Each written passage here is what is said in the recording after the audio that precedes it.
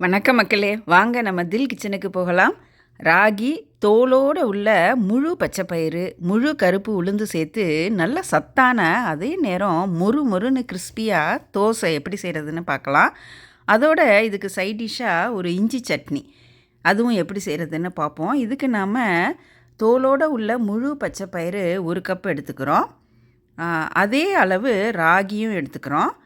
1/2 cup அளவு தோலோடு உள்ள முழு கருப்பு உளுந்து எடுத்துக்கிறோம்.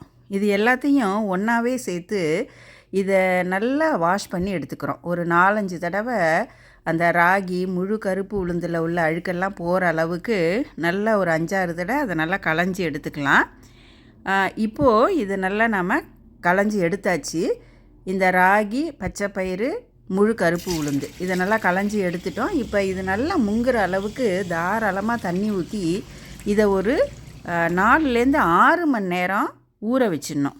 6 மணி நேரம் ஊற வைக்கும்போது அந்த பயிறு நல்லா ஊறிடும். இப்போ 6 மணி நேரம் ஊறிடுச்சு. அந்த தண்ணியை நாம் இருத்து வச்சுக்கலாம்.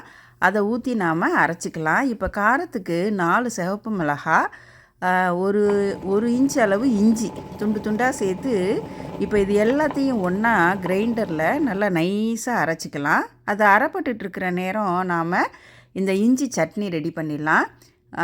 ஒரு கடாய் போட்டு காஞ்ச உடனே 1 டீஸ்பூன் எண்ணெய் சேர்த்து ஒரு 2 இன்ச்சு அளவு இஞ்சி அதை நல்லா நைஸாக அரிஞ்சிக்கிறோம். இப்போ நைஸாக கட் பண்ண இஞ்சி, காரத்துக்கு 2 சிவப்பு மிளகாய் போதும், ஏன்னா இஞ்சியிலையும் காரம் இருக்கும். 1 டேபிள் ஸ்பூன் அளவு உளுந்து இதையும் சேர்த்து இது எல்லாம் நல்லா பொன்னிறமாக வர வரைக்கும் அதை நல்லா வறுத்துக்குவோம். இப்போ எல்லாத்தையும் வறுத்து கொட்டியாச்சு. இப்போ இதோட இதுக்கு தேவையான அளவு உப்பு 1/2 டீஸ்பூன் அளவு, ஒரு சின்ன கட்டி வெல்லம், கொஞ்சம் புளி சேர்த்து இது எல்லாத்தையும் கொஞ்சமாக தண்ணி சேர்த்து நைஸாக அரைச்சி எடுத்துகிட்டு வந்துடலாம். இப்போது இந்த இஞ்சி சட்னியை ஒரு பவுலில் மாற்றிக்குவோம். இந்த மிக்ஸி ஜாரில் கொஞ்சமாக தண்ணி ஊற்றி அதை கழுவி ஊற்றிக்கலாம். இப்போது கடுகு, கருவேப்பிலை அதில் தாளித்து கொட்டிடலாம். அவ்வளோதாங்க, நமக்கு இஞ்சி சட்னி ரெடி ஆகிடுச்சு. இப்போது இந்த கிரைண்டரில் மாவு அரைப்பட்டுருச்சான்னு பார்க்கலாம். நல்லா நைஸாக அரைப்பட்டுருச்சு. இப்போ நாம் இதை வெளியில் எடுத்துடலாங்க.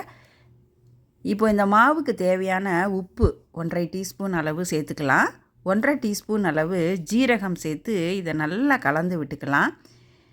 இப்போது இந்த கன்சிஸ்டன்சி கரெக்டாக இருக்குது. ரொம்ப தண்ணியும் இல்லாமல் ரொம்ப திக்காகவும் இல்லாமல் கரெக்டாக இருக்குது. இப்போ நாம் தோசை ஊற்றிக்கலாம்.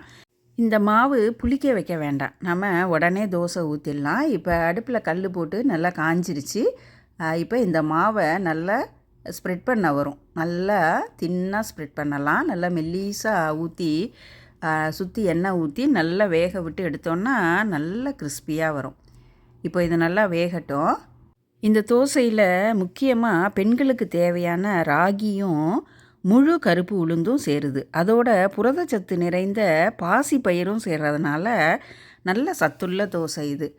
இப்போ நாம் திருப்பி போட்டுடலாம். நல்லா திருப்பி போட்டு நல்லா 2 பக்கமும் வேக வச்சு எடுத்துக்கணும். இப்போ இந்த பக்கமும் வெந்துருச்சு. நல்லா நாம் இப்படியே திரும்பவும் ஒரு 2 நிமிஷம் போடும்போது இது இன்னும் நல்லா மொறுமொறுன்னு கிறிஸ்பியாக ஆயிரும்.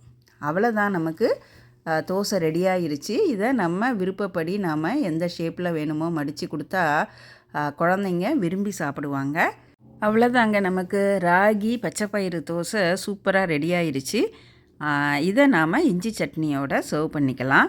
இந்த இஞ்சி சட்னி துவையல்னால் கொஞ்சம் கெட்டியாக வச்சுக்குவோம், சட்னின்னா கொஞ்சம் தண்ணி ஊற்றி வச்சுக்குவோம். இப்போ நாம் இந்த இஞ்சி சட்னியே துவையலாக கொஞ்சம் கெட்டியாக வச்சுக்கிட்டோன்னா சாதத்தில் நல்லெண்ணெய் ஊற்றி இந்த இஞ்சி துவையலும் போட்டு பிசைஞ்சு சாப்பிட ரொம்ப நல்லாயிருக்கும். இந்த இஞ்சி துவையல் சாப்பிடும்போது நமக்கு டைஜஷன், அப்புறம் அந்த வயிறு பொறுமல் பிரச்சனைகள்லாம் இருக்காது. இப்போ நமக்கு இந்த ராகி பச்சைப்பயிறு தோசை இஞ்சி சட்னியோட சூப்பராக ரெடி ஆயிடுச்சு. இதை நாம் தேங்காய் சட்னி அல்லது நம்ம விருப்பப்பட்ட சைட் டிஷ்ஷோட பரிமாறலாம். இந்த மாவு புளிக்க வைக்க வேண்டாம், நம்ம அரைச்ச உடனே ஊற்றிடலாம். மிச்சம் இருக்கிற மாவை நாம் ஃப்ரிட்ஜில் வச்சு யூஸ் பண்ணிக்கலாம். சத்தான சுவையான இந்த ராகி பச்சைப்பயிறு தோசை உடனே செஞ்சு பாருங்கள்.